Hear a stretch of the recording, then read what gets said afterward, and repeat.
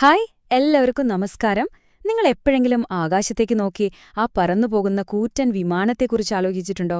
അതെങ്ങനെയാണ് ഉണ്ടാക്കുന്നതെന്ന് ഇന്ന് നമ്മൾ ആ ഭീമാകാരമായ യന്ത്രങ്ങളുടെ നിർമ്മാണത്തിന് പിന്നിലെ അവിശ്വസനീയമായ ചില കാര്യങ്ങളിലേക്കാണ് പോകുന്നത്. അപ്പോ ഒരു വിമാനമുണ്ടാക്കിയെടുക്കാൻ എത്ര നാൾ വേണ്ടിവരും? നിങ്ങളുടെ മനസ്സിൽ വരുന്നൊരു കണക്കെന്താ? ഒരുപക്ഷേ കുറേ വർഷങ്ങൾ? 2-3 കൊല്ലം? എന്താ തോന്നുന്നേ? വർഷങ്ങളൊന്നും വേണ്ട, ദിവസങ്ങൾ മതി. അതെ, കേട്ടത് ശരിയാണ്. ഒരു സാധാരണ പാസഞ്ചർ വിമാനം അസംബിൾ ചെയ്യാൻ, അതായത് ഭാഗങ്ങളെല്ലാം ഒരുമിപ്പിക്കാൻ വെറും 40 മുതൽ 50 ദിവസം വരെ മതി. വിശ്വസിക്കാൻ പറ്റുന്നുണ്ടോ? അപ്പോ വർഷങ്ങളാണോ അതോ ആഴ്ചകളാണോ? ആധുനിക വിമാന നിർമ്മാണത്തിന് ഇങ്ങനെയൊരു അത്ഭുത വേഗതയുണ്ട്. അതിന്റെ പിന്നിലെ രഹസ്യമെന്താണെന്ന് നമുക്കൊന്ന് നോക്കാം.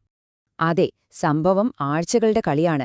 നമ്മളൊക്കെ സ്ഥിരം കാണുന്ന ബോയിംഗ് 737 അല്ലെങ്കിൽ എയർബസ് A320 പോലുള്ള വിമാനങ്ങളുണ്ടല്ലോ, അതൊക്കെ വെറും 40-50 ദിവസം കൊണ്ടാണ് അസംബിൾ ചെയ്ത് തീർക്കുന്നത്. അതാണ് ആ വേഗതയുടെ കണക്ക്. പക്ഷേ ഇത്രയും വലിയൊരു മെഷീൻ ഇത്ര വേഗത്തിൽ എങ്ങനെ ശരിയാക്കാൻ പറ്റും? അതിന്റെ ഉത്തരം ഒന്നേയുള്ളൂ: ഗ്ലോബൽ ടീം വർക്ക്. ലോകം മുഴുവൻ ഒരുമിച്ചാണ് ഈ പണി ചെയ്യുന്നത്. അതായത് ഒരു വിമാനം ഒരൊറ്റ ഫാക്ടറിയിലുണ്ടാക്കുന്ന ഒന്നല്ല.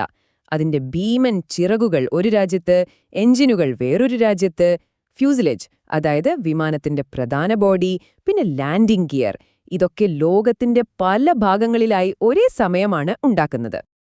എന്നിട്ടോ ലോകത്തിന്റെ പലയിടത്തുനിന്നുമുണ്ടാക്കിയ ഈ ഭീമൻ പാർട്സുകളെല്ലാം വലിയ കാർഗോ വിമാനങ്ങളിൽ കയറ്റി ഒരൊറ്റ സ്ഥലത്തെത്തിക്കും. അവിടെ വെച്ചാണ് അവസാനഘട്ട ഒരുമിപ്പിക്കൽ. ശരിക്കും ഒരു വലിയ ഗ്ലോബൽ പസിൽ സോൾവ് ചെയ്യുന്ന പോലെ അല്ലേ? ഈ വേഗതയും ആഗോള സഹകരണവും മാത്രമല്ല കേട്ടോ ഇതിലെ അത്ഭുതം. ഒരു ആധുനിക വിമാനത്തിന്റെ ഉള്ളിലെ കാര്യങ്ങൾ അതിലും കോംപ്ലിക്കേറ്റഡ് ആണ്. കൂടെ ഒരു രഹസ്യവുമുണ്ട്: പച്ച വിമാനത്തിന്റെ രഹസ്യം.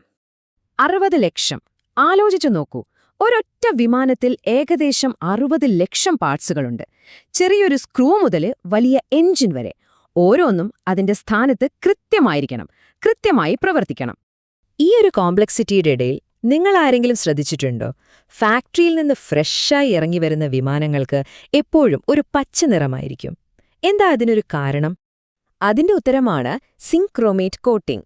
ഒന്നുമില്ല, വിമാനത്തിന്റെ അലൂമിനിയം ബോഡിയിൽ തുരുമ്പൊന്നും പിടിക്കാതിരിക്കാൻ അടിക്കുന്ന ഒരു പ്രൊട്ടക്റ്റീവ് കോട്ടിംഗ് ആണിത്.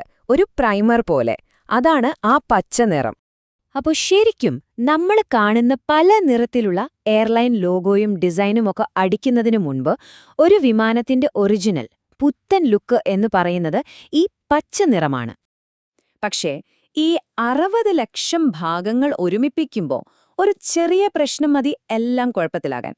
ഒരൊറ്റ ചെറിയ പാർട്ട്, അത് മതി ചിലപ്പം മൊത്തം പണിയും നിന്നുപോകാൻ. അതാണ് ഈ അസംബ്ലി ലൈനിലെ ഏറ്റവും വലിയൊരു വെല്ലുവിളി. ഒന്ന് ചിന്തിച്ചു നോക്കിയേ, കയ്യിൽ കിട്ടാനില്ലാത്ത ഒരു കുഞ്ഞു സെൻസർ അല്ലെങ്കിൽ ഒരു പ്രത്യേകതരം സ്ക്രൂ, അതുപോലത്തെ എന്തെങ്കിലും ഒന്നിന്റെ കുറവ് മതി കോടിക്കണക്കിന് രൂപ വിലയുള്ളൊരു വിമാനം മാസങ്ങളോളം അനക്കമില്ലാതെ കിടക്കാൻ. ഒരു കുഞ്ഞു സാധനമുണ്ടാക്കുന്ന വലിയൊരു ഡിലേ. അപ്പോൾ നമ്മൾ ആദ്യം സംസാരിച്ച സമയത്തിന്റെ കാര്യത്തിലേക്ക് ഒന്നൂടെ വരാം. ശരിയാണ്, വിമാനം അസംബിൾ ചെയ്യാൻ 40-50 ദിവസം മതി.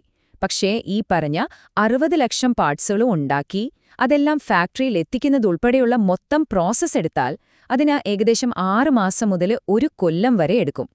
പിന്നെ വിമാനത്തിന്റെ വലിപ്പം കൂടുമ്പോൾ ഈ സമയവും കൂടും, ഉറപ്പാണല്ലോ. ലക്ഷക്കണക്കിന് ഭാഗങ്ങൾ, ലോകത്തിന്റെ പല കോണുകളിലിരുന്ന് ആയിരക്കണക്കിന് ആളുകളുടെ അധ്വാനം, എല്ലാം കൂടിച്ചേരുന്നത് ഒരൊറ്റ ലക്ഷ്യത്തിനു വേണ്ടി.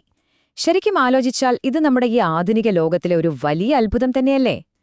അടുത്ത തവണ നിങ്ങളൊരു വിമാനം കാണുമ്പോൾ അല്ലെങ്കിൽ അതിൽ യാത്ര ചെയ്യുമ്പോൾ അതിനു പിന്നിലുള്ള ഈ വലിയ കഥയൊന്ന് ഓർത്തുനോക്കൂ.